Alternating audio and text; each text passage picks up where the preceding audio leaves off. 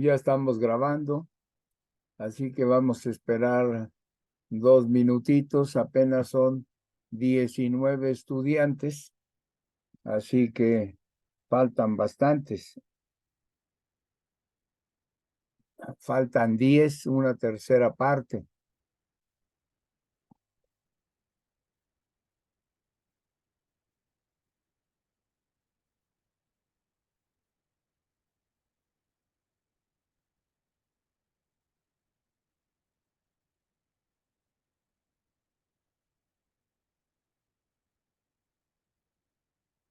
¿Puedo?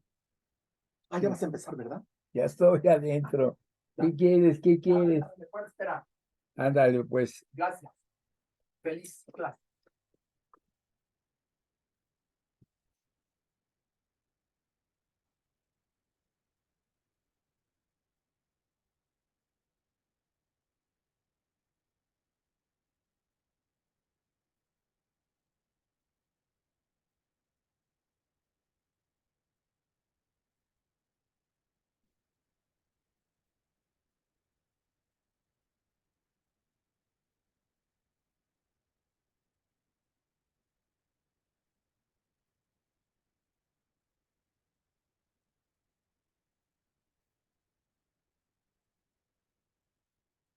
Faltan 4 para 25. Ojalá llegaran pronto.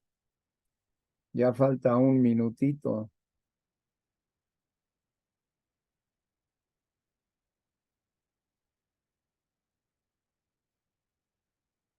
Bien, entonces está Peralta, Flores, Corona, Serra, Jerónimo, Ortega, Mundo, García Vega, Pérez Solís, Soto Rosell, Gaspar, Núñez, Bustos, Ay, Tapia, Alba, Ramos, Mora Breña, Vázquez, Gaitán, Cortés, Chávez. Sí, faltan todavía.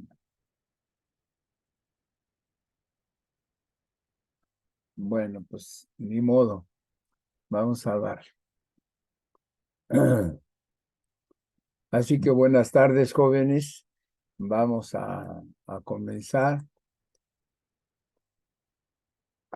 Les mandé esta lámina donde dice cómo aprende nuestro cerebro. Y ahí nos va poniendo entre lo que es un aprendizaje pasivo y un aprendizaje activo. Entonces, leer, escuchar, ver y oír. Aquí ya estamos en la parte audiovisual del triángulo, es el 50%.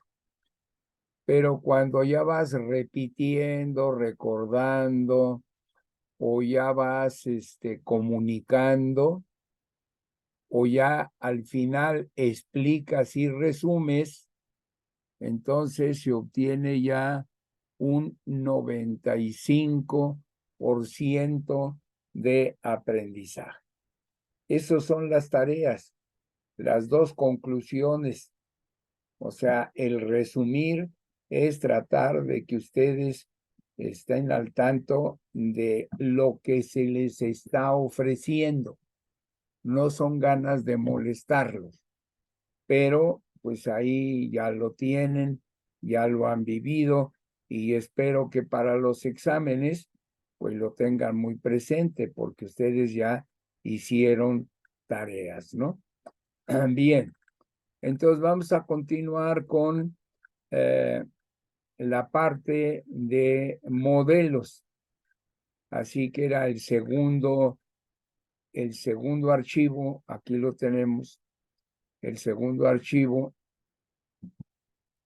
que es de modelos y principios que surgen del programa de estudio de la unidad temática número 4, bases para la evaluación del riesgo.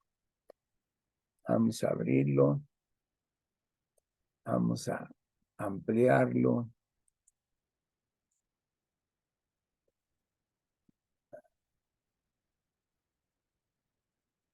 Entonces aquí tenemos proceso inflacionario, inversión y siniestro. Estos son los tres que vimos. Ahora nos tocan los siguientes, que son 5. Desde mi punto de vista, muy personal, mi punto de vista, los modelos de seguros son más sencillos porque el lenguaje es más entendible y la teoría, pues a diario nos la están repitiendo en las clases. En cambio, hablando del modelo de la inflación o el de la inversión de Wilkie o el de los siniestros, pues como que las herramientas que se necesitan, ¿no? Van a veces mucho más allá en un cierto grado de dificultad que los que son netamente de seguros, como son los 5 que siguen, ¿no?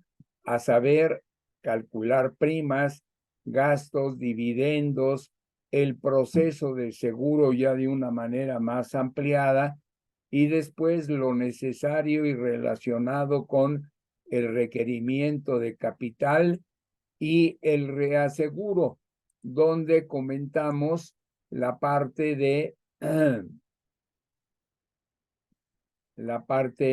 de los plenos de retención, ¿no?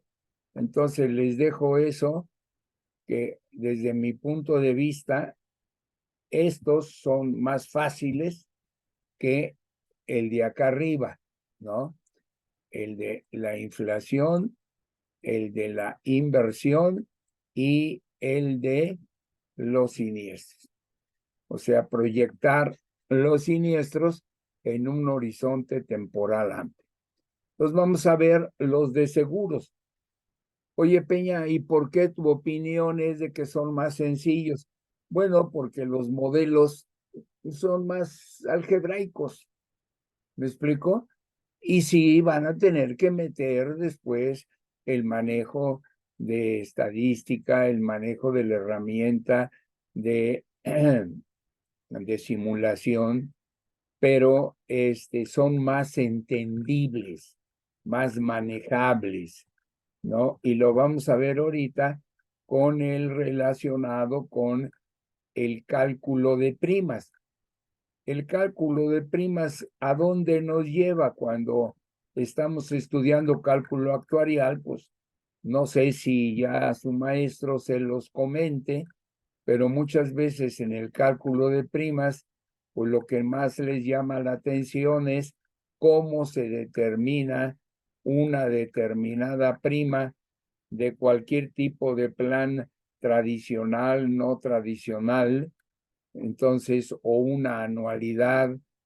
Entonces, se les olvida muchas veces a dónde va.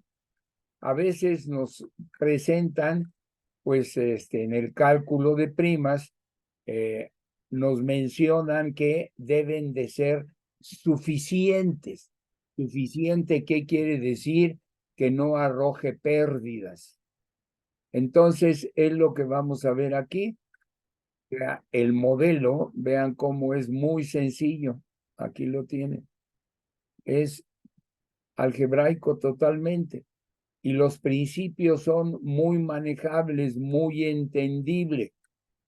Los ingresos de las primas deben ser suficientes para el pago de las reclamaciones y de los gastos. Otra forma de presentarlo es que genere utilidad. ¿Cómo se va a dar la utilidad?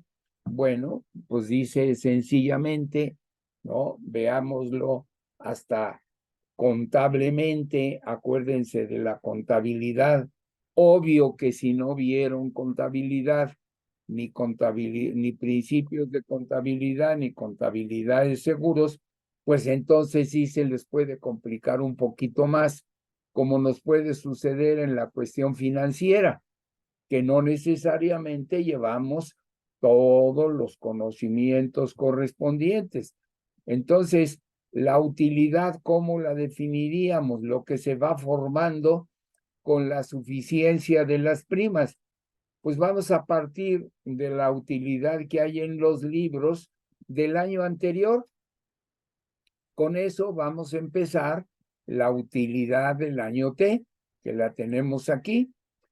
Entonces, U de T-1 es la utilidad que se encuentra al inicio del año T.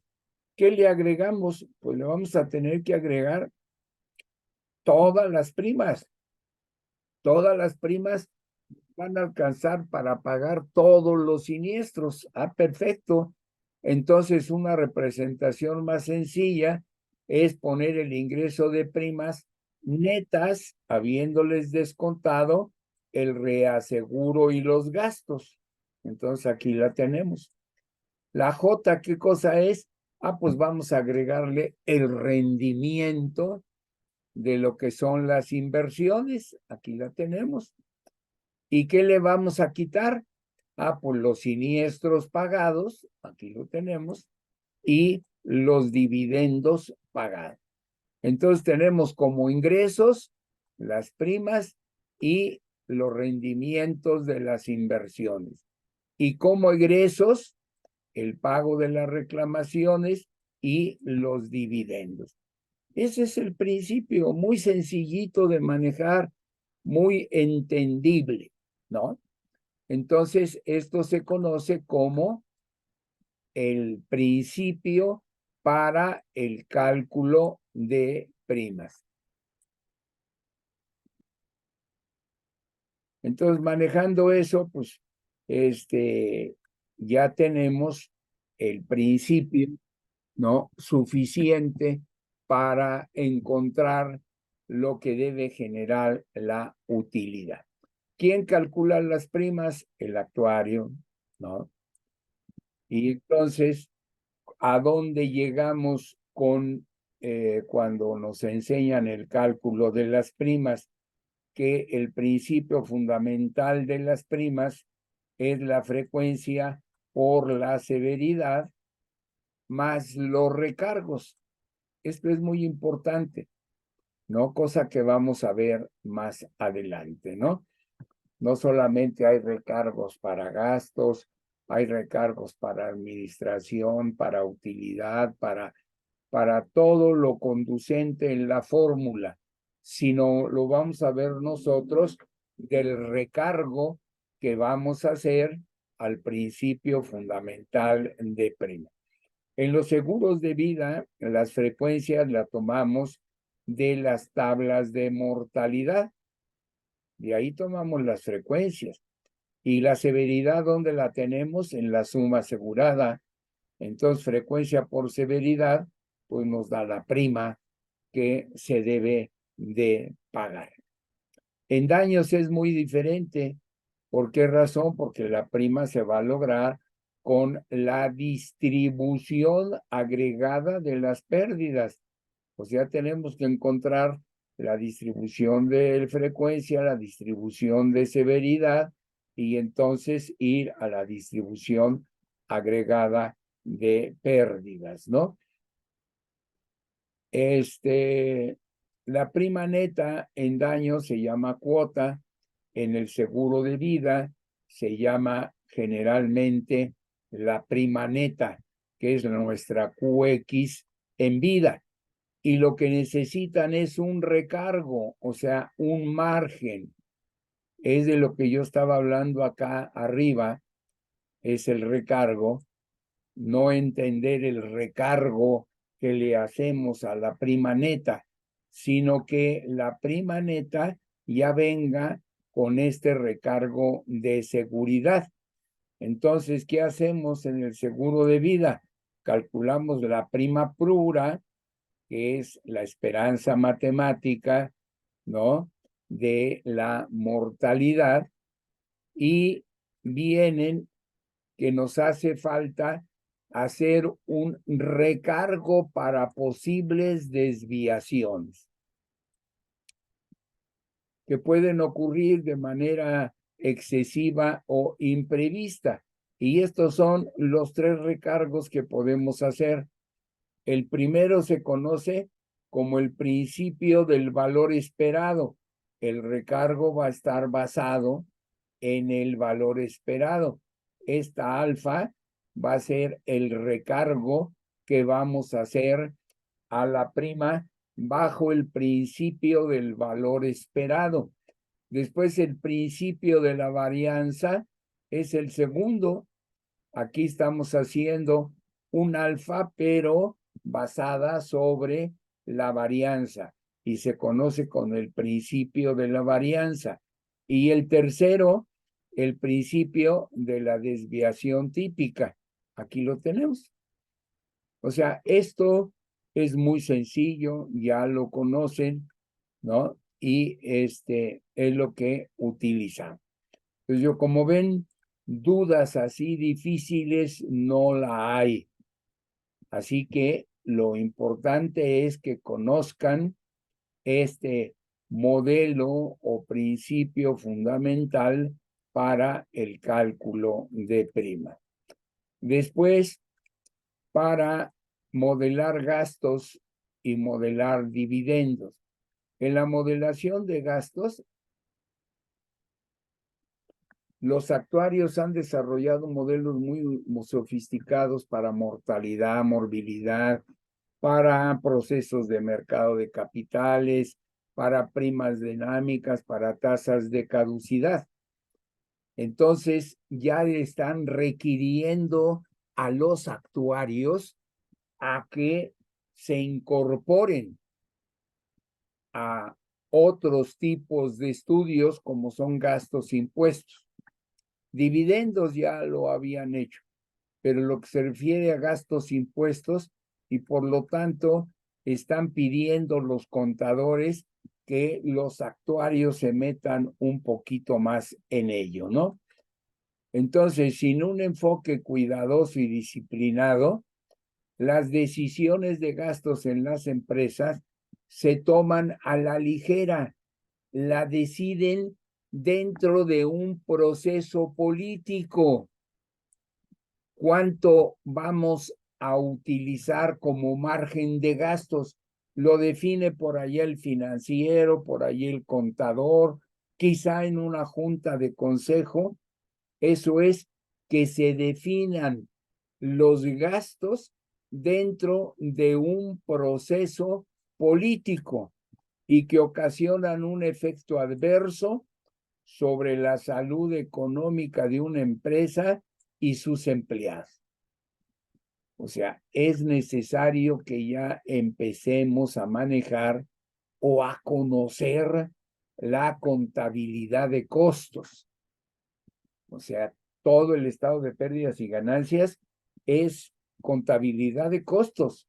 Van los registros, pero ya lo que se llama la adecuación de los gastos por área, por eso se ha descuidado, ¿no? Aun cuando los actuarios no son considerados como expertos en el análisis y detalles de los gastos, gran número de ellos se han involucrado en este tema por motivos de su trabajo.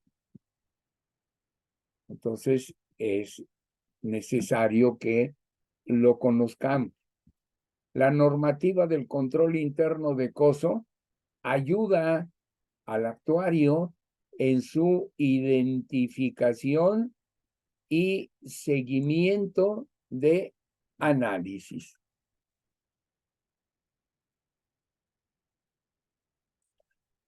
Otra cosa importante, al hablar de contabilidad de gastos, pues entra la cuantificación y la relación que debe haber dentro de las áreas y de los departamentos.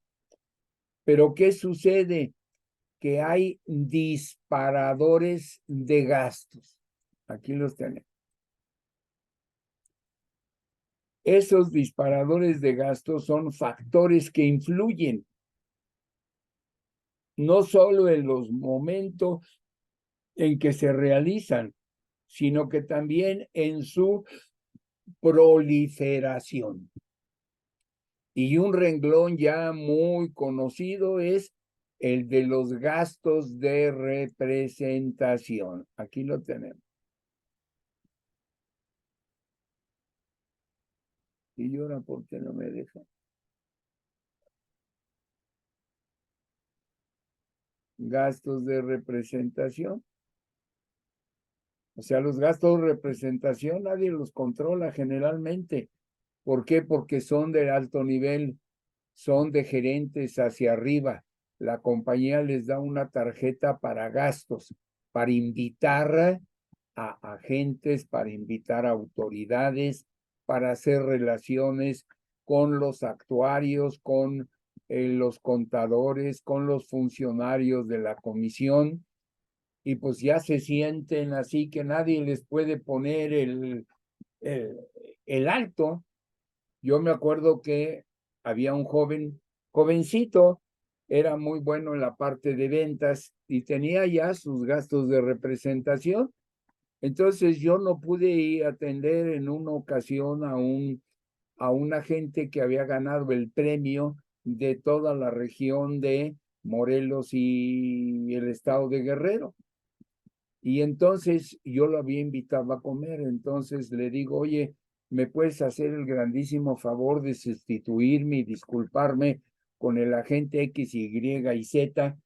Que él también ya lo conocía, él sabía que había que, pues, darle una muestra de atención por el trabajo que había hecho. Ya había recibido su premio, su trofeo, sus premios en efectivo, pero siempre la palmadita en la espalda hay que darla con calma, tranquilos.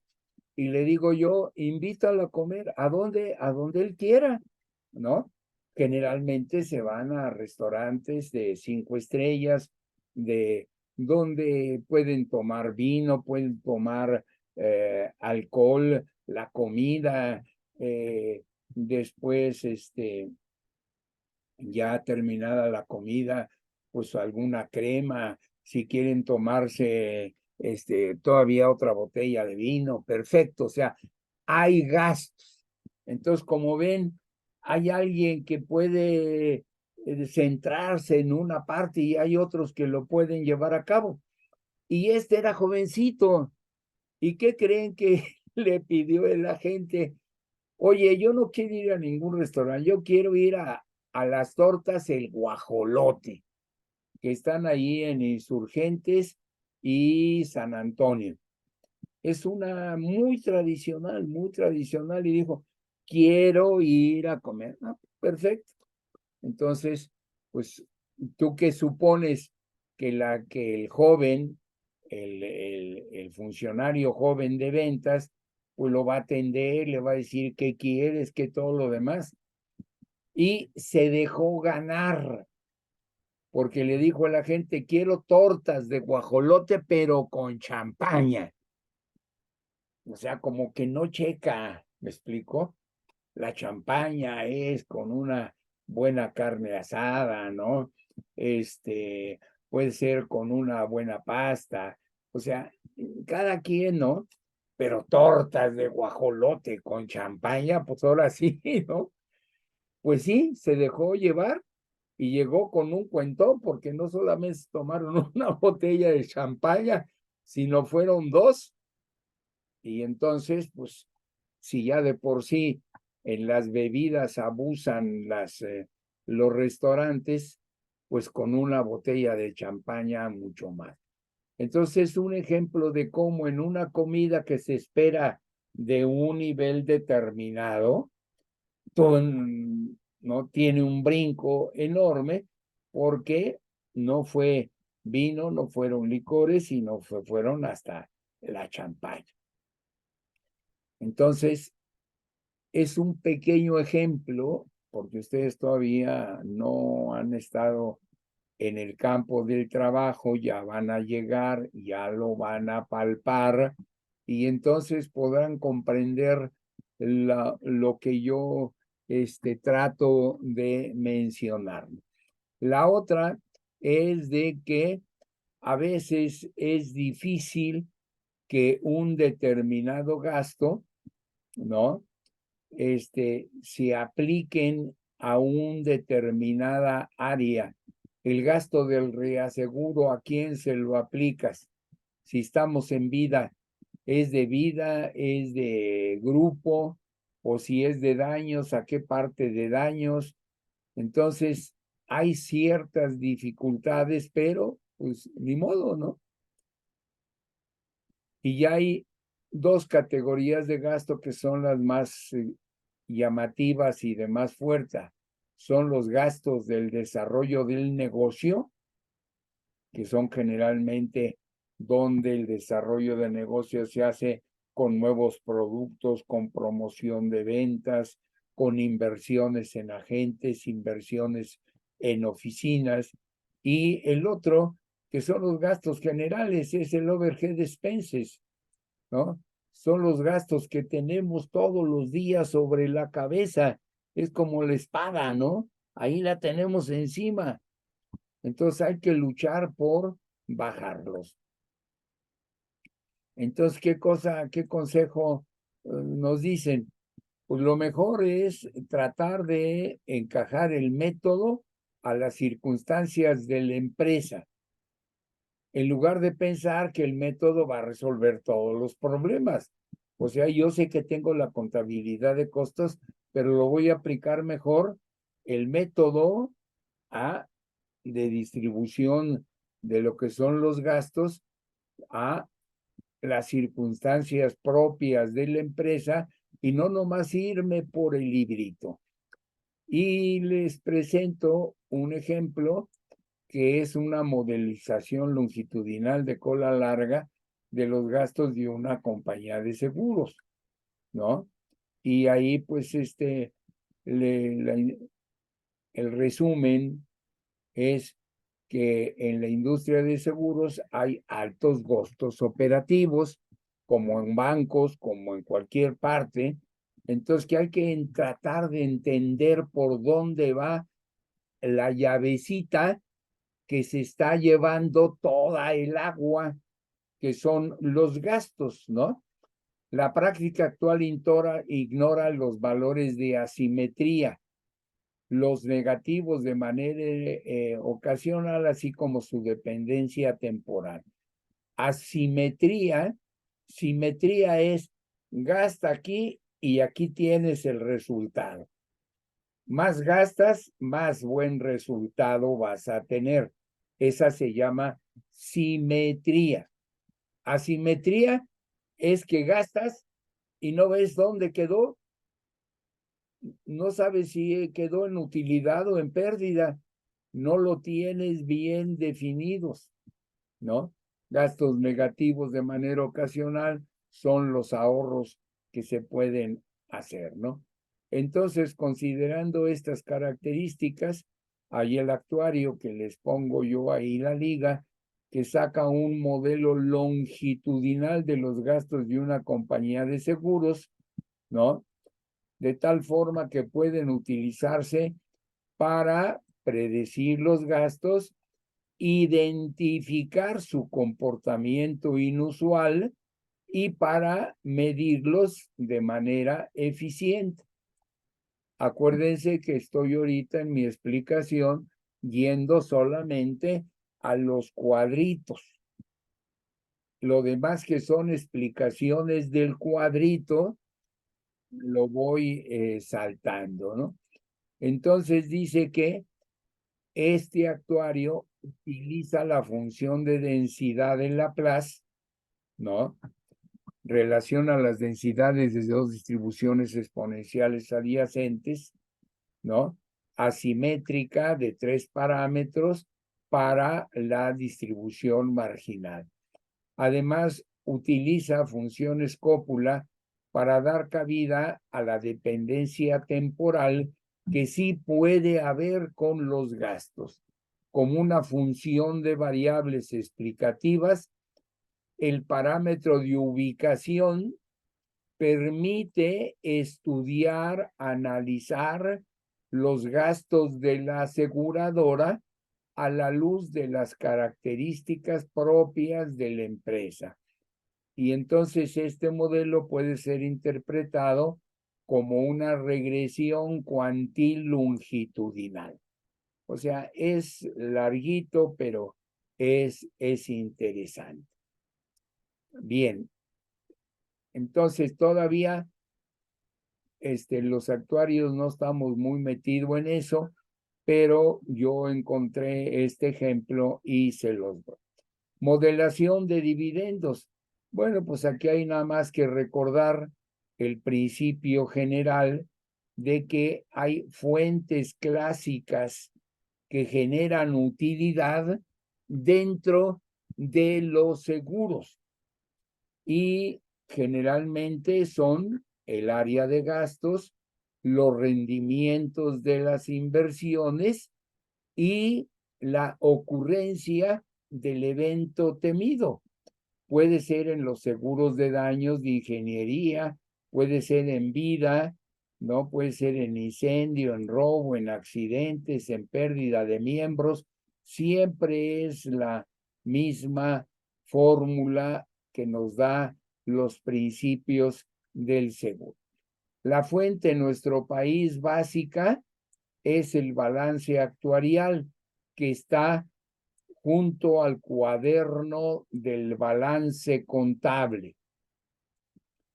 Y entonces tenemos la utilidad por gastos. Aquí tenemos utilidad, ¿no? Es la utilidad distribuible en el ejercicio de referencia. O sea, hay primero la utilidad general. Cuando ustedes como actuarios tienen que decir, oye, yo tengo que entregar dividendos, ustedes tienen que decidir qué porcentaje de la fuente de utilidad quieren repartir.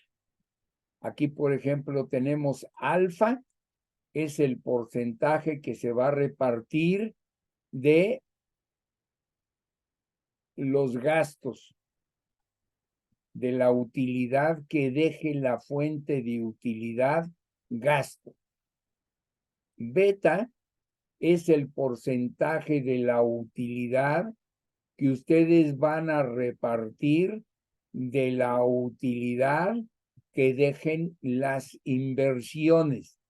Y gamma va a ser la utilidad que ustedes van a repartir de la utilidad clásica que deje la mortalidad. Oye, Peña, ¿cómo se calcula la mortalidad? La utilidad por mortalidad. Ah, pues es la mortalidad esperada menos la mortalidad ocurrida.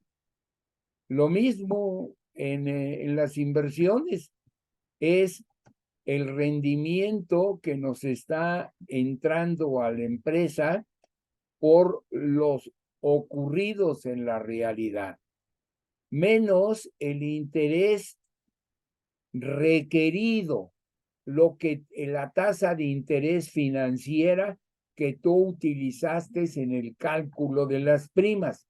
Y esa diferencia te deja una utilidad. Y después lo mismo, los gastos esperados menos los gastos ocurridos, ¿no? Entonces son fórmulas algebraicas sencillas, entendibles.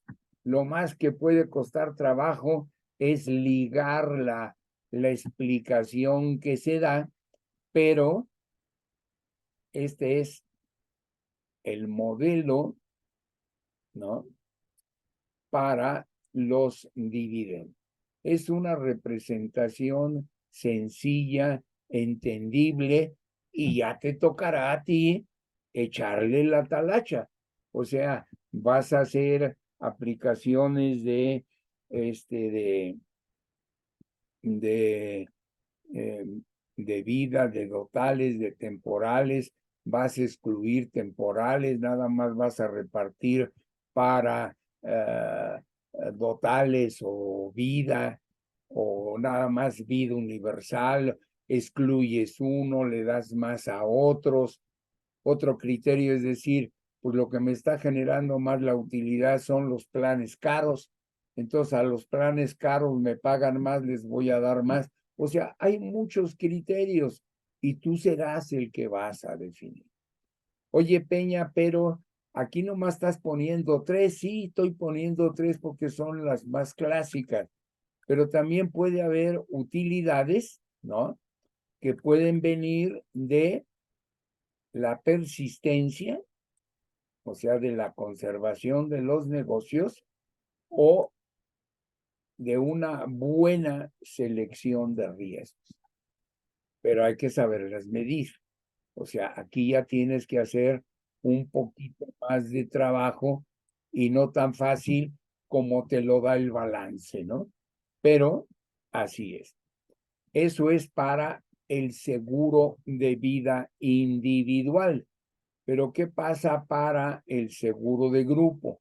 En seguro de grupo, lo usual en el mercado mexicano es solamente repartir, participar de la mortalidad favorable que haya ocurrido en los grupos. Ustedes recordarán que en seguro de grupo hay grandes grupos que tienen experiencia propia. Entonces a los grandes grupos se les da participación por mortalidad favorable de su propio grupo.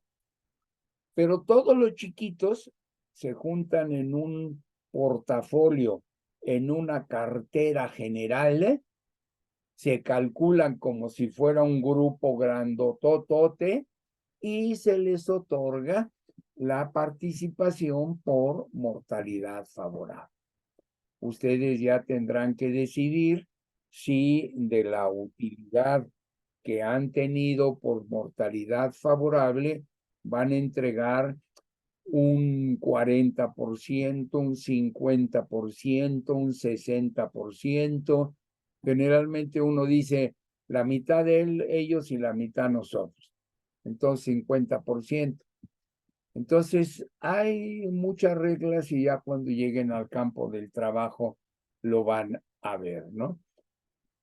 Queda al sano juicio del actuario analizar las operaciones y ramos de daños de salud, de accidentes, de enfermedades, ¿no? De dar o no dar dividendo, ¿no? Y eso depende si lo ameritan de acuerdo con la técnica actuarial, la política que establezca el gobierno corporativo de su empresa. O sea, ustedes no son los dueños y soberanos que van a decidir sobre las utilidades. No, mire, señor director, yo quiero ya, aquí le traigo cuál va a ser mi política de dividendos y quiero que me dé su autorización. Y hay muchos que te dicen, no, está bien lo que tú hagas, pero hay otros que quieren saber, quieren conocer, son los directores. Entonces tú vas a tener que explicar. Y aquí les dejo, ¿no? La mejor tesis del mundo que le escribe José Enrique Peña Velázquez. No, no, es broma, es broma, es broma, ¿no? Aquí mi tesis yo la hice sobre este tema en particular que se llamó Dividendos en el seguro de vida individual, para hacer la diferencia completamente sobre lo que es el seguro de grupo. Entonces, como ven, no son conceptos así pesados como en el modelo de inflación o el modelo de Wilkie o el modelo de siniestralidad. No son sencillos, los puedes recordar, los puedes aplicar. El problema viene en el echarlo a andar. ¿Por qué? Porque sí se necesita mucho trabajo, mucha programación, pero pues en eso andamos, ¿no? Y después viene ya un modelo no solamente que hable de gastos o que hable de impuestos o que hable de dividendos o que hable sobre siniestralidad, sino que haya un modelo de análisis y simulación de todo el proceso de seguro. O sea, ya lo vamos a ver de una manera muy general. Y los autores, ¿no? Los autores son Pentikainen et alteri, que pues son los que durante muchos años pues fueron la voz cantante en lo que era la teoría clásica del riesgo o teoría de riesgo clásica, ¿no? En donde hay que tener muy presente el número de siniestros y la cuantía del siniestro, tratando de conocer si va a haber estabilidad, si va a haber fluctuaciones que pueden en algún determinado momento llevar a la empresa a la ruina, ¿no? Entonces, aquí ya sabemos que están estudiando ustedes la teoría económica del riesgo, ya en su primera parte saben de la incertidumbre, saben de las fluctuaciones y de la influencia que le pueden dar a lo que es el resultado del negocio asegurador. Así que,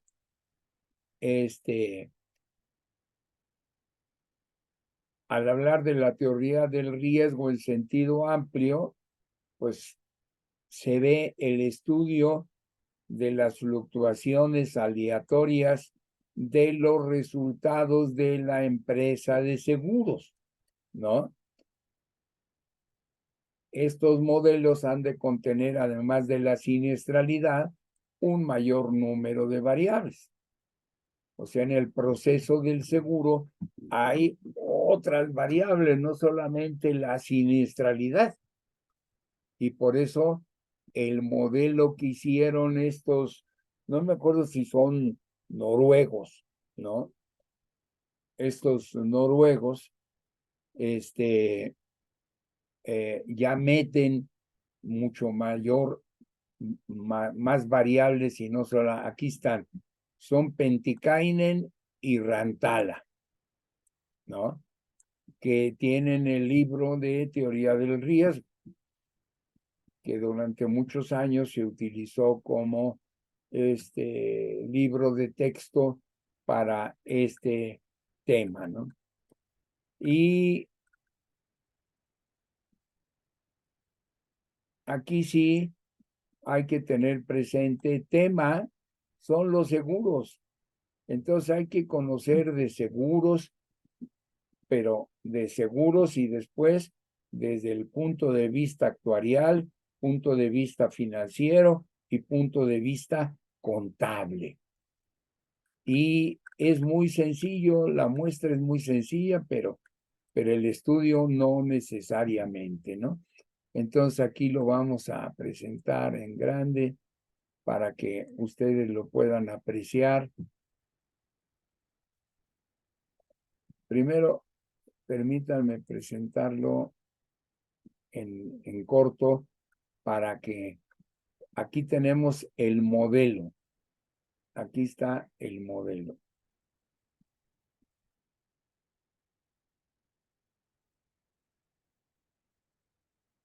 Entonces, ya ubicado donde está el modelo, le borramos y vemos que ya entran otros conceptos, entra primas, entran rendimiento de las inversiones, siniestros, gastos, dividendos, activos y pasivos.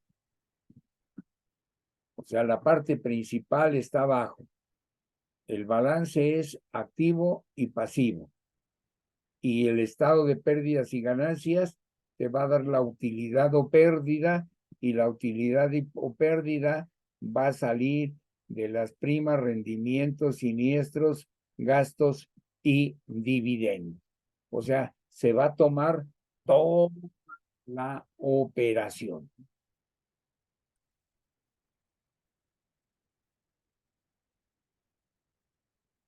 Entonces, va a tener sus módulos que trata de explicarnos, ¿no?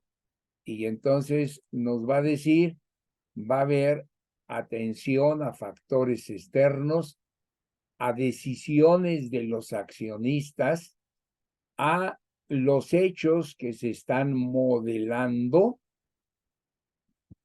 a la planificación empresarial, al mercado, a los conocimientos que se van a ver involucrados y también a los principios de solvencia y solidez financiera. O sea, se va a ver todo el aspecto de lo que es el proceso del seguro, ¿no? Entonces vamos a borrar esta parte para que ya lo podamos poner.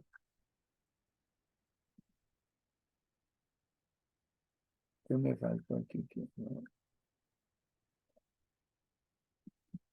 Bien.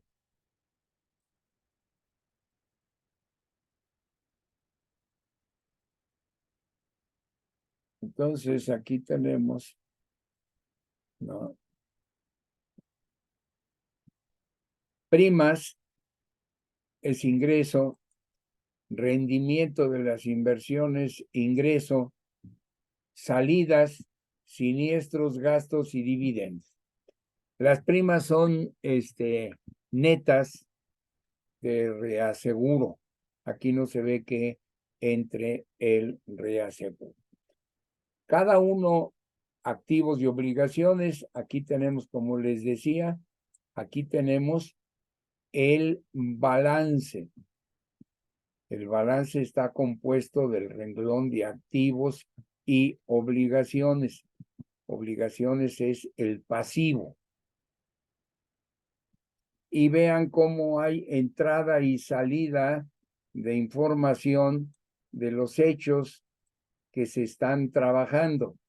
Puede haber ciclos en el cobro de primas, puede haber catástrofes en relación con los siniestros, puede haber un run-off, siniestros ocurridos y no reportados, puede influir las situaciones que priven en el mercado y puede haber interacciones entre la compañía, dependiendo de si su tamaño es una de las más grandes, pues ya pesa en el mercado, ya hay unas interacciones. Pero si es pequeñita la empresa, pues no va a pegar tanto, pero que tú lo tienes que manejar y lo tienes que conocer. Déjame, de favor, aquí voy a hacer esto, a ver si lo puedo manejar así. No, no me deja. Entonces déjame ver si lo puedo hacer de manera más delgadita aquí y pintarla de azul.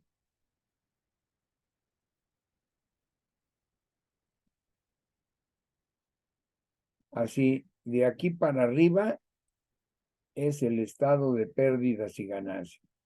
Y de acá abajo el activo y el pasivo. Para que vean cómo el modelo toca el estado de pérdidas y ganancias y el resultado lo va a bajar al activo. Entonces ya explicamos esta primera parte, ¿no? Después viene más abajo, tenemos la cuestión de la solvencia. En todo lo que es el estado contable que refleja las operaciones de seguros, por solvencia y solidez financiera, están bajo la influencia de la normatividad, de la regulación, de los aspectos administrativos. Todo el riesgo operativo tiene que considerarse en los aspectos administrativos. La valorización de solvencia, toda la normatividad y aspectos y garantías nacionales van a impactar dentro del modelo y al mismo tiempo va a haber una interrelación dentro de ellas. Después tenemos las disciplinas relacionadas, conocimientos del tema que van a tener relación con el modelo y van a tener relación con el estudio que vamos a hacer. Pues ustedes ya tienen matemáticas y estadística, análisis, estimaciones, validez. Se necesita algo de teoría del control, teoría del mercado de capitales, economía, sistemas dinámicos, investigación, operaciones y teoría de juegos. O sea, como que el tema ya de conjunto ya requiere, ¿no?, tener un mayor conocimiento. Pero en fin, tengamos o no tengamos, tenemos que meternos a este problema. El mercado también va a influir. ¿Qué modelos están de uso en el mercado? ¿Qué estrategias de competencia se van a manejar? ¿Y qué modelos multivariados podemos incluir o no incluir según sean las diferentes circunstancias? Después viene, vamos a empezar de arriba para bajar a ¿no?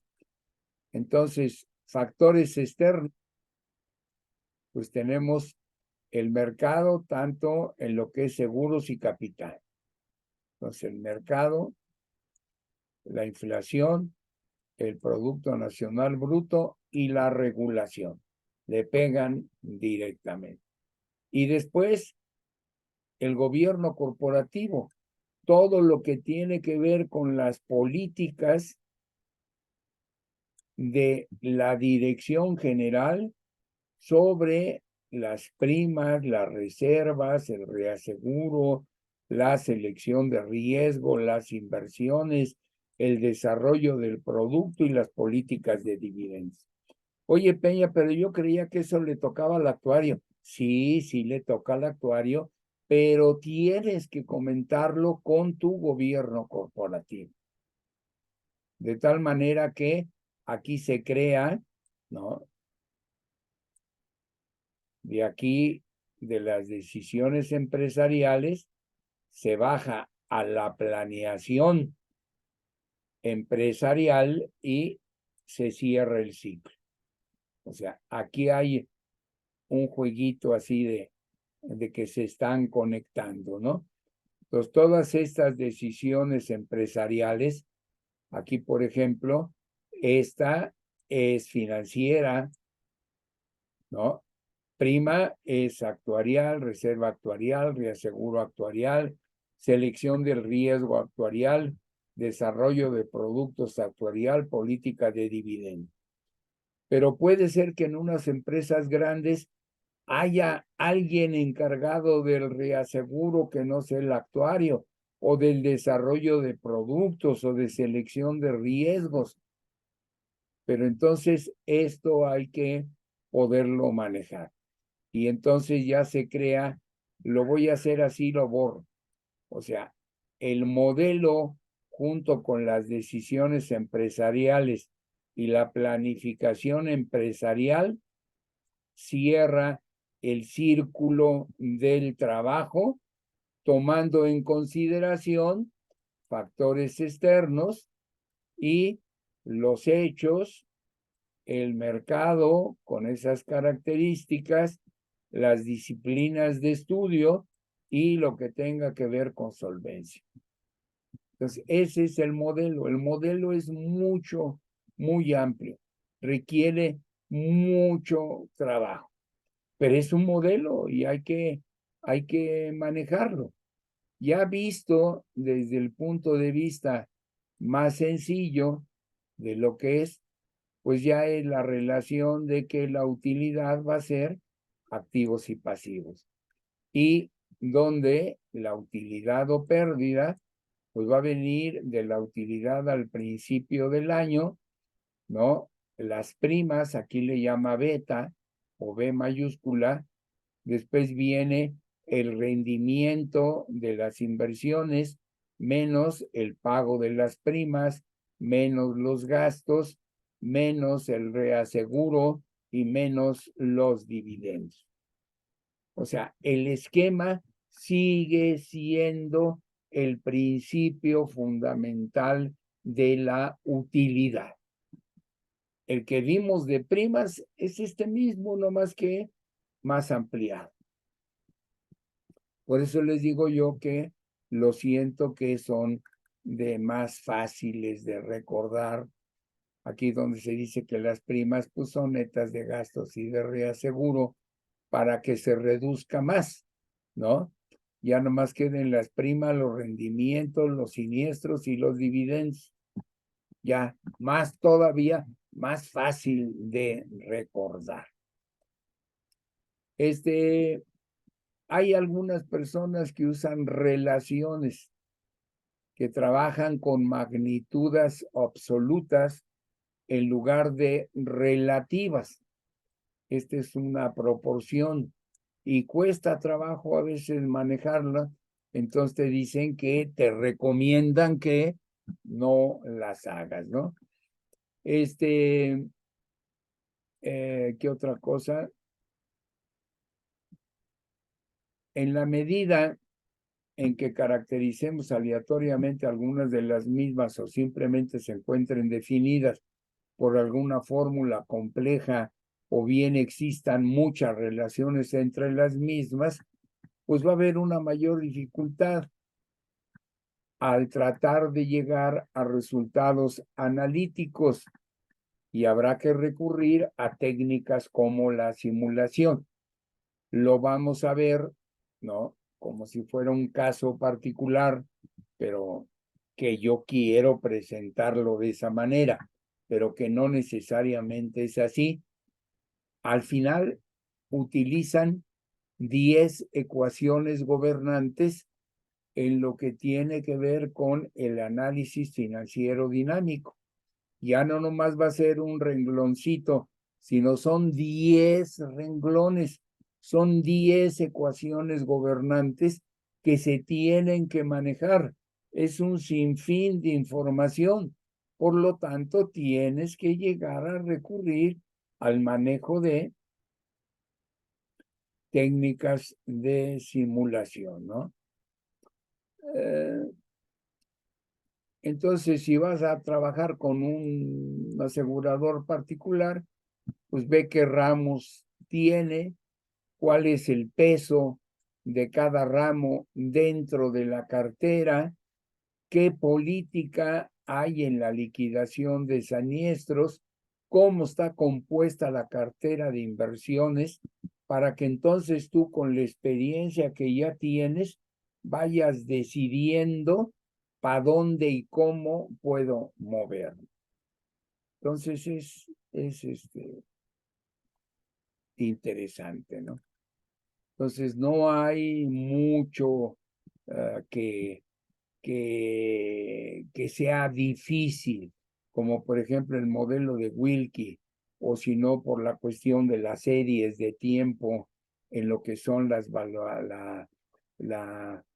¿cómo se dice? La inflación. En esos modelos son medio difíciles, pero ya dentro de los seguros como que ya está más hecha la rutina, más digerido, más puesto en principios contables y de seguros, para no decir actuarial, ¿no? Pero creo yo que son mucho más sencillos y cuando ustedes ya lo estudien, lo manejen, van a ver que me van a dar la razón. Entonces, el ejemplo está aquí, así que ahí se lo dejo. Después ya viene el problema de requerimiento de capital. El problema de requerimiento de capital, si es banco, se llama Basilea. Y si son seguros, se llama solvencia 2. Entonces, aquí dice este párrafo que ya lo hemos explicado, cosa que con este semestre no fue así. Por eso me voy a salir de ¿cómo se dice?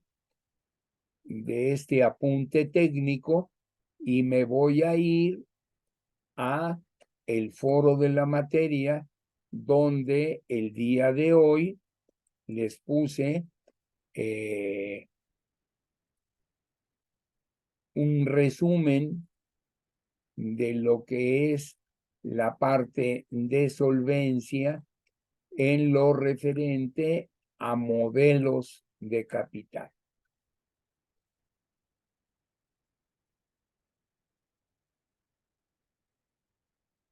Ah, caray, ¿por qué no está?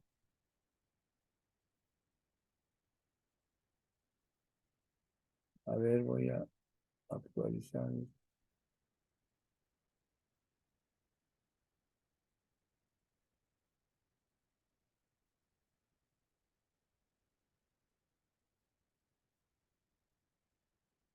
Aquí está, como no. Para los interesados sobre el tema de solvencia en bancos, Basilea 3. Lo he tomado de Basilea, de las reformas revisadas en 2017. Aquí está. Comité de Supervisión Bancaria de Basilea, finalización de Basilea en pocas palabras, se hizo en el 2010. Permítanme tantito, déjenme aprovechar esto y poner,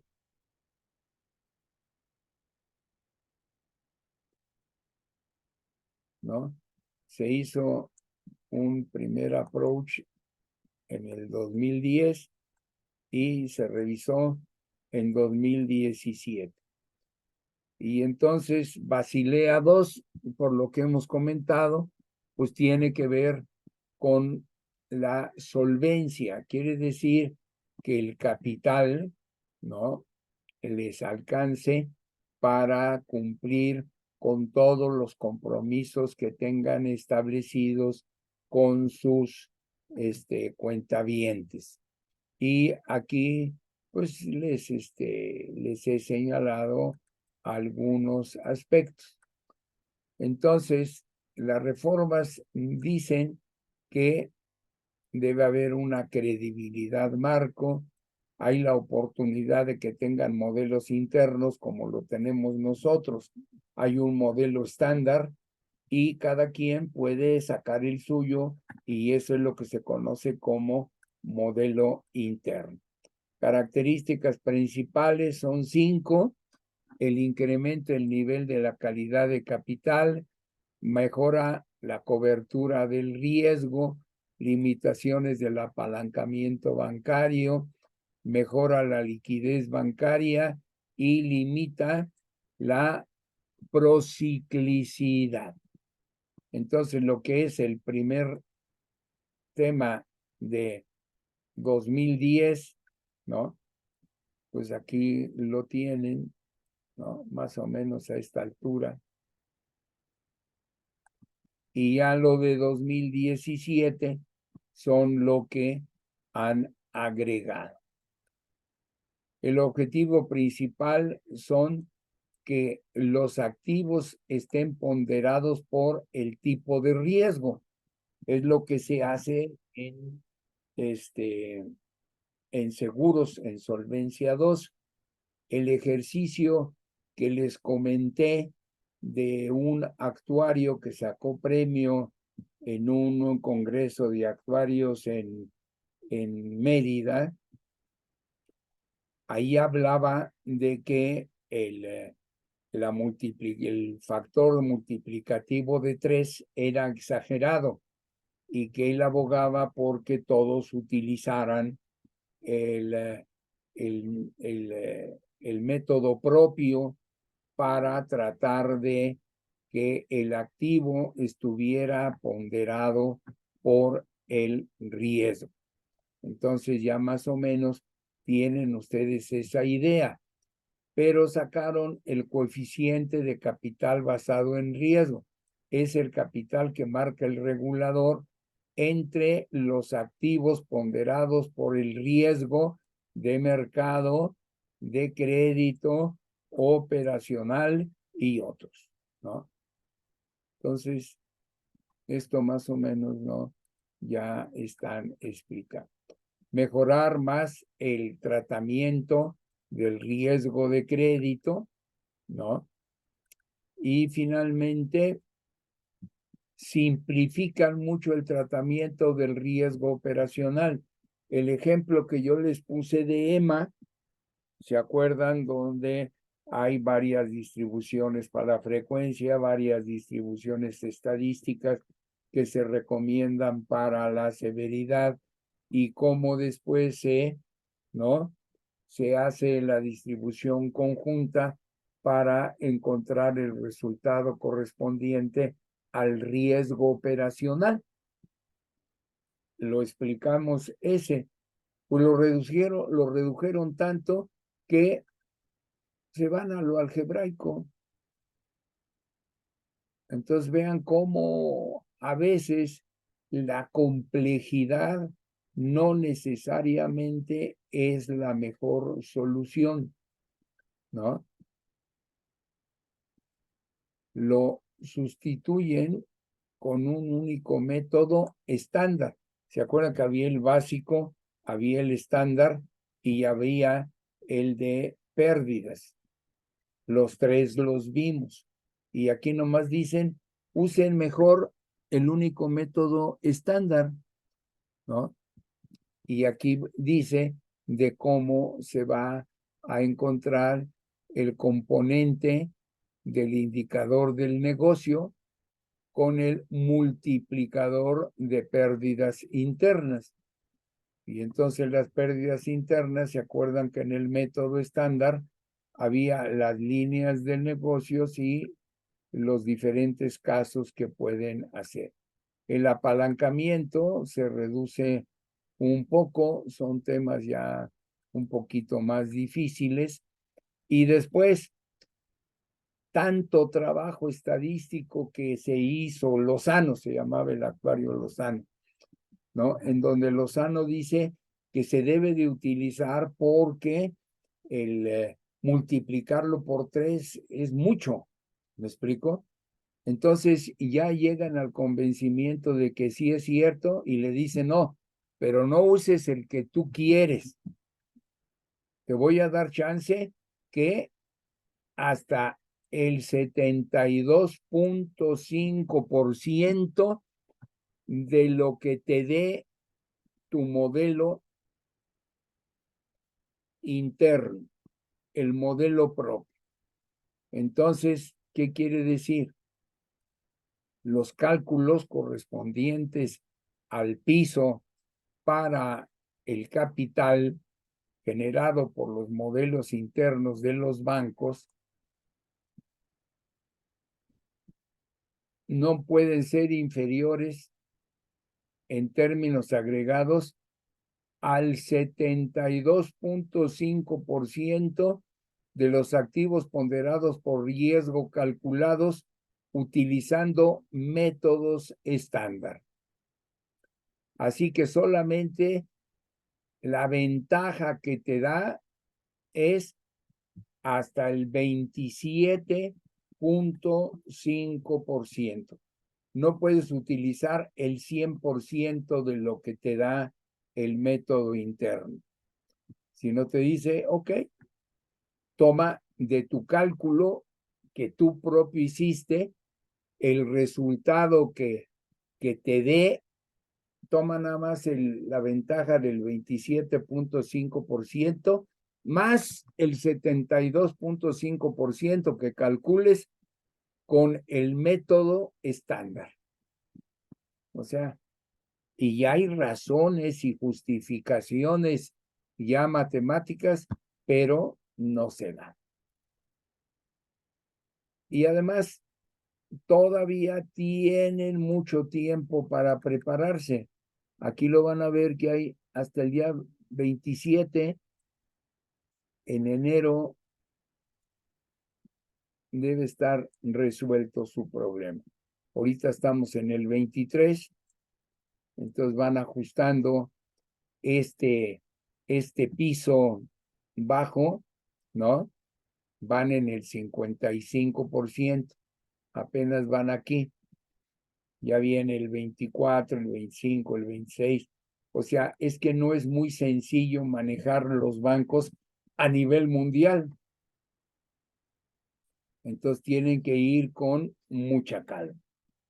Entonces, oye, Peña, pues sí, nada más es una presentación, que lo tengan en la grabación, que sepan algo de información sobre lo que es Basilea y Basilea manejado en el banco, en las preocupaciones principales que son estas 5 que tienen aquí, ¿no?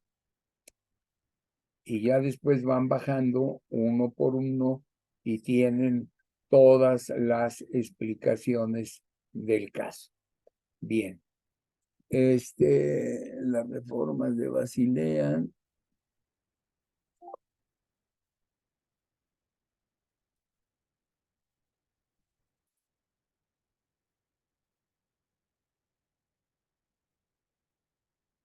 Entonces yo aquí ya expliqué la parte de Basilea para que no haya, que yo me haya olvidado y los haya dejado en ayunas, ¿no? Entonces para seguros es solvencia 2, ¿no? Solvencia 2 para seguros tiene 3 pilares, ya quizá muchos de ustedes ya lo conocen, ¿no? Hay el pilar, el 1, que son los requerimientos cuantitativos, son cantidades, son cálculos. Aquí viene el pilar 2 de pura supervisión y pilar 3 es disciplina del mercado. ¿Qué es lo que se tiene que calcular en solvencia 2? El requerimiento de capital de solvencia, ¿no? Las reservas técnicas y las inversiones. La supervisión va a revisar el sistema de gobierno corporativo y el proceso de la revisión regulatoria. Y el pilar número 3, que el mercado, si se disciplina, va a tener transparencia, provisión de información e información sobre la competencia. Entonces, hablemos de el requerimiento de capital de solvencia. El requerimiento de capital de solvencia se encuentra dentro del primer pilar. ¿Y qué es lo que busca? Pues de que haya el dinero suficiente o los recursos patrimoniales suficientes para hacer frente a los riesgos y responsabilidades asumidas en función de las operaciones y riesgos a los que esté expuesta la institución. Y el requerimiento debe contemplar los siguientes 4 riesgos: el riesgo técnico, el riesgo financiero,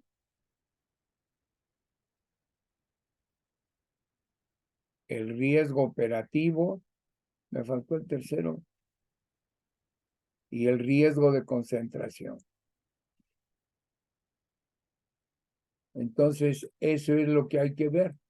Todo esto es muy difícil que en una hora se pueda explicar. Se han dado en el mercado seminarios de 40 horas. Seminario, claro, varios sesiones, varios 30, 35 sesiones de 2 horas y para explicar cómo se maneja el cálculo del requerimiento de capital de solvencia. Obvio que se va viendo la ley, es lo primero que se ve, después se ve la CUS y se va analizando capítulo por capítulo. Por ejemplo, en el riesgo técnico, pues, ¿qué es lo que se debe revisar? Pues la suscripción de los seguros de vida, el riesgo de suscripción, es decir, cuando se seleccionan. Oye, yo tuve tanta siniestralidad. Oye, vamos a analizar si fueron correctamente seleccionados esos riesgos cuando se hizo la selección para emitir la póliza. Y entonces hay que estar analizando la mortalidad. Perdón, esto no se me está atorando aquí, pero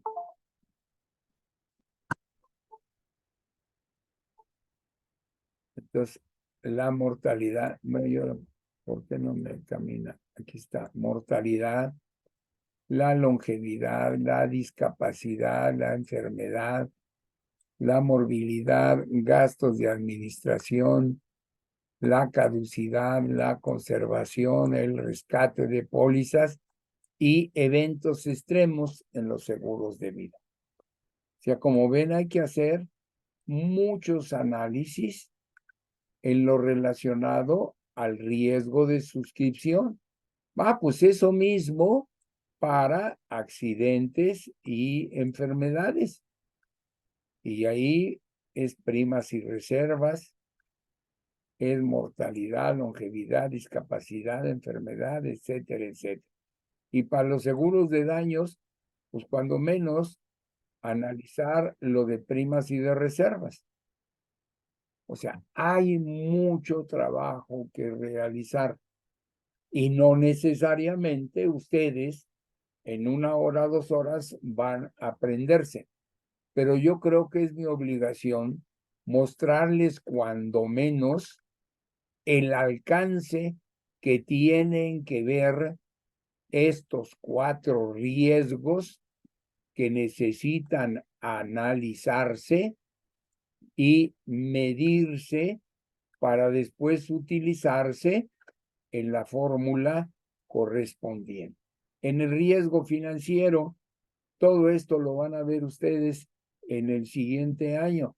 Hay que ver las tasas de interés, tipos de cambio, índice de precios, el riesgo de descalce de activo, es decir, que no haya diferencia en la duración, moneda, tasas de interés, tipos de cambio, índice de precios entre la obligación que tú tienes en el pasivo con la inversión que haces del activo. Quiere decir que puede haber una pérdida potencial derivada al no corresponder la estructura entre los activos y los pasivos. ¿Por qué razón?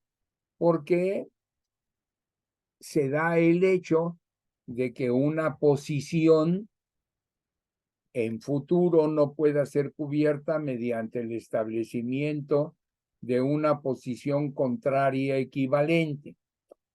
Un ejemplo sencillo de descalce, que tú tienes un plan privado de pensiones y en lugar de invertirlo a 30, 40 años o largo plazo, te pones a darle vueltas como si fueras banquero cada año.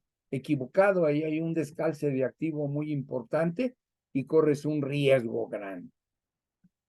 Entonces, el riesgo de descalce, el riesgo de liquidez, que no te vaya a agarrar en una posición que tengas que tener una pérdida potencial por una venta anticipada o forzosa de activos, porque te la van a comprar a un descuento inusual y tú vas a tener que aceptarlo porque necesitas ese dinero para cubrir tus obligaciones. el riesgo de crédito. Las compañías de seguros no prestan dinero, pero sí prestan el riesgo, y el riesgo es con el reasegurador, ¿no? Aquí está el reasegurador, el refinanciamiento, operaciones de bolsa, operaciones financieras derivadas, cuentas por cobrar de los agentes y otros riesgos de crédito que no pueden estimarse respecto del nivel de la tasa de interés libre de riesgo. Riesgo de concentración por no tener una inadecuada, por tener una inadecuada diversificación de activos y pasivos. ¿Y dónde se puede dar esa diversificación inadecuada? Pues en crédito, en mercado, en suscripción, liquidez, combinación, interacción de varios de ellos. Y el riesgo operativo, pues ya lo manejamos nosotros, ya sabemos qué son todas aquellas fallas. Aquí lo tienen que hablar en grande: tecnología de información, recursos humanos y el detalle que vimos nosotros en otro evento externo adverso relacional. Y entonces hay que entrarle a el cálculo del requerimiento de capital de solvencia. Una visión de conjunto de todo lo que tiene que ver con los riesgos que deben de ser calculados. Aquí vean que tienen toda la explicación. Aquí, market, MKT, es mercado.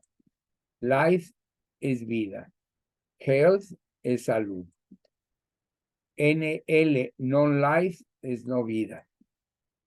Crédito es riesgo de crédito, la parte reasegurada, y operacional, OP, es operacional. Entonces aquí dice, ¿no?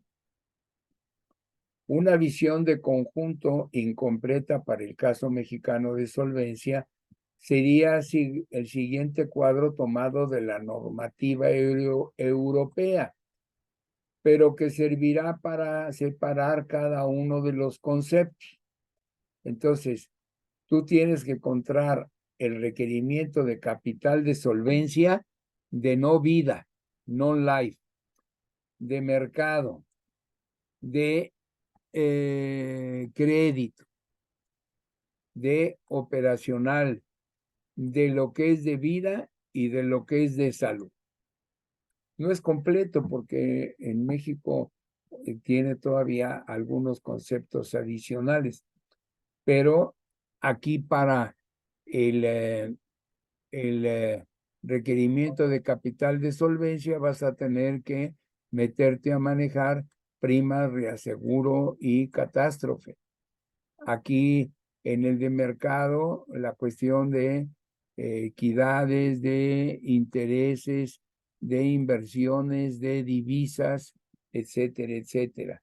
Aquí lo operacional completo, en vida tienes caducidad, tienes expuestos a riesgos, invalidez, mortalidad, morbilidad, longevidad. Y en el caso de salud, tienes los expuestos, lo de excesos de pérdidas y lo de accidente. O sea, esta CEIOPS es la abreviación de lo que equivale a nuestra solvencia, ¿no? Y llegamos al cálculo de capital de solvencia. El índice es qué faltante se tiene en un determinado momento cuando los fondos propios se dividen entre el requerimiento de capital de solvencia. Si es menor a 1, falta dinero. Si es mayor a 1, hay solvencia.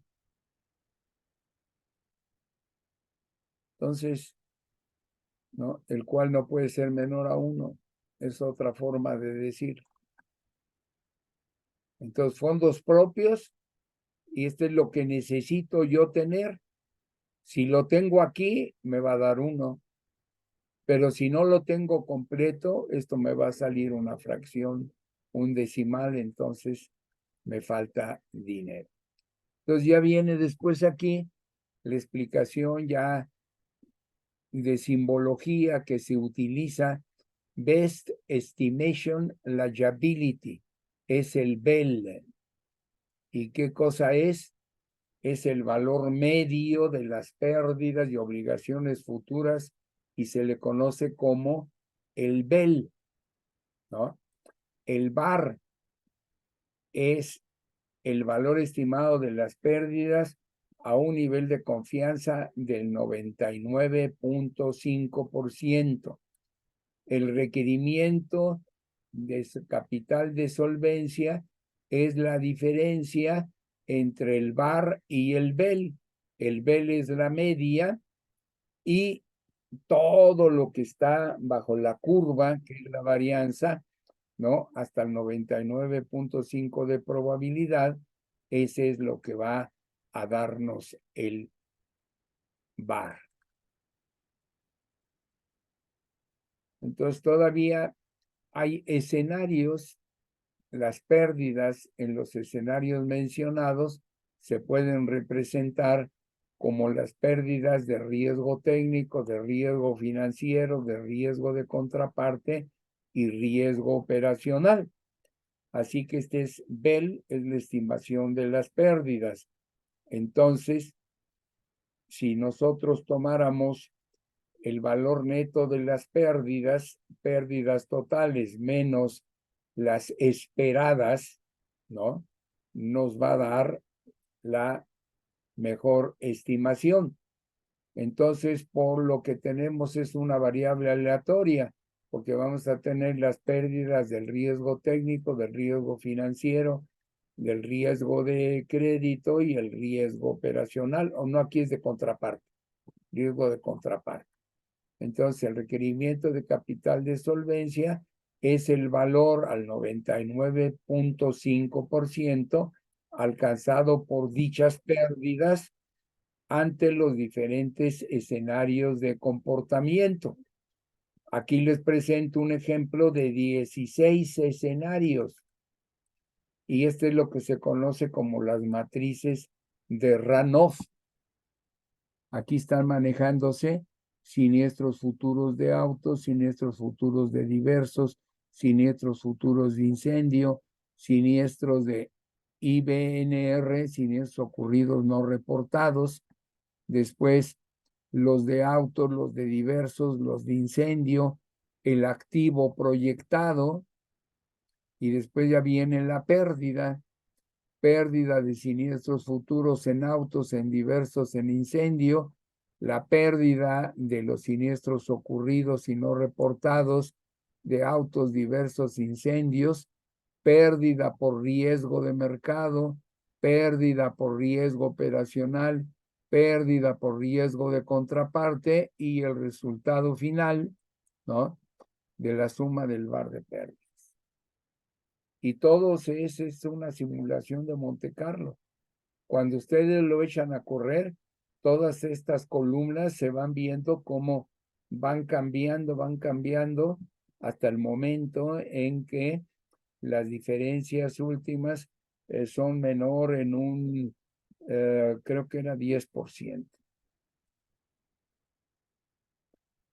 Entonces, para llegar a esa matriz de proyección, pues tienes que trabajar mucho las reservas de riesgos en curso, las reservas de siniestros ocurridos y pendientes de pago, los incumplimientos de terceros y las reservas catastróficas. El material donde se encuentra en la CUS interactiva y en el anexo 639. Pero son muchas cosas que estudiar.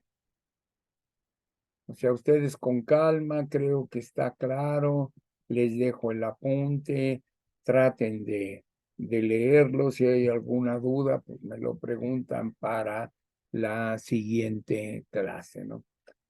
Después ya viene otro trabajo, ¿no? evaluación de límites de retención, de reaseguro y otros contratos proporcionales. Bueno, pues este tema de seguros también está dentro de la ley y dentro de la CUS. Los límites de retención, pues hay que fijar siempre un límite por empresa. Es un cálculo que tiene que hacer. Hay que tratar de aprovechar la técnica para que puedas tener la mayor capacidad de retención, ¿no? Y hacerlo correctamente, no exponiendo a la empresa. Tienes que calcular el límite máximo, que es lo máximo que puede retener sus deducibles y franquicias correspondientes. Por ley ya se hace anualmente, la hace el actuario. Debe de fijarse al menos por cada operación o ramo. El método técnico está aquí. Hay que ver el volumen de la operación que tiene, ramo, subramo, la calidad y monto de tus recursos, el monto de las sumas que tienes en riesgo, o sea, el net amount at risk en vida es la suma asegurada menos la reserva. Eso es lo que quiere decir monto de las sumas en riesgo, las características, la composición de tu cartera, la experiencia que has tenido en siniestro y tus políticas de reaseguro. O sea, hay que aprenderlo, es otra parte.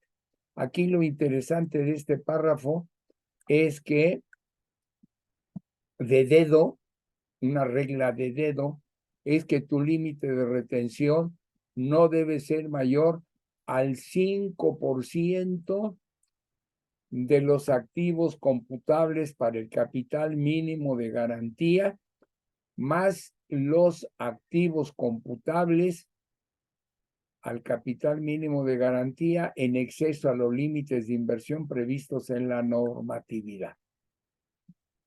Y en las mutualistas nada más no será superior al 5% de su patrimonio. Además, ahora pide, ya no lo quiere revisar la comisión, no quiere perder tiempo. Exigen que haya un actuario independiente certificado, ¿no? El que puede ser el que registra para las notas técnicas, que revise sobre la viabilidad del cálculo de dicho límite de retención y del modelo actuarial, pudiendo sugerir cualquier cambio en el procedimiento técnico, en el escenario o en las hipótesis utilizadas. El método técnico, los límites máximos, la opinión del actuario certificado deben ser resguardados por la institución y estar disponibles. O sea, todo esto hay que manejarlo, hay que estudiarlo. No hay límites de retención, hay muchos modelos y ya generalmente cada actuario tiene el suyo y sobre eso trabaja. No hay mayor invento. Contratos proporcionales, lo que ya les he comentado algunas veces y si no se los comento. El mercado mexicano se dejó ver la cara por algún reasegurador que se pasó de vivo y en los contratos de reaseguro proporcionales con límites, pues yo tengo mi cesión y soy responsable de lo que yo cedo. Pero vino uno y le dijo, oye, no, yo te voy a aceptar el exceso. Ah, pero con un límite. Si se pasa la siniestralidad de tantos, te voy a pagar no el 100%, sino un porcentaje menor. Fue una tomada de pelo. O sea, para que vean cómo hay actuarios que están allá afuera que no conocen los fundamentos técnicos del reaseguro, ni lo conocen ni la O por lo redondo. Oye, si es un principio de proporcionalidad, pues yo tengo mi parte, tú tienes la tuya. Y sea la siniestralidad que sea, tú me pagas lo que yo te reaseguré como excedentes. Ah, no, pues estos muy vivos dijeron, ah, sí, vénganos tu reino, te cobro toda la sesión completa, pero a lo mejor no te voy a pagar la suma asegurada completa que me cediste. Y le llamaron contratos proporcionales con límites. Los contratos proporcionales no deben de tener límites. Ese es el quid de esta parte, de esta. Y llegamos a la parte final, que son los métodos estructurales. Ya son la cuarto para las 6, así que podemos dejarle ahí para el próximo miércoles, en donde les he mencionado que los contratos lo que diga, ¿no? Los métodos estructurales, ¿no? Hay mucha historia, ¿no? Pero vean aquí, hay 10 ecuaciones gobernantes. Aquí va saliendo la ecuación, ¿no? La 2,1, la 2,2, la 2,3, la 2,4, la 2,5. Y pues hay que jugar esas 9 ecuaciones gobernantes y pues sale la 10.1, para que ya se pueda manejar con una mayor capacidad, y viene un ejemplo que se puede explicar. Entonces, esto es nuevo, bueno, nuevo entre comillas, me explico, pero no necesariamente lo llevan todas las compañías del mercado. Este es opcional, así que pues tengámoslo presente, ¿no? Y ahí le dejamos. ¿Hay alguna duda, alguna pregunta, por favor? ¿Duda, pregunta? No, profe. ¿No hay? Bueno, entonces vamos a dar por terminado. Voy a pausar la grabación, ¿no? Y primero Dios,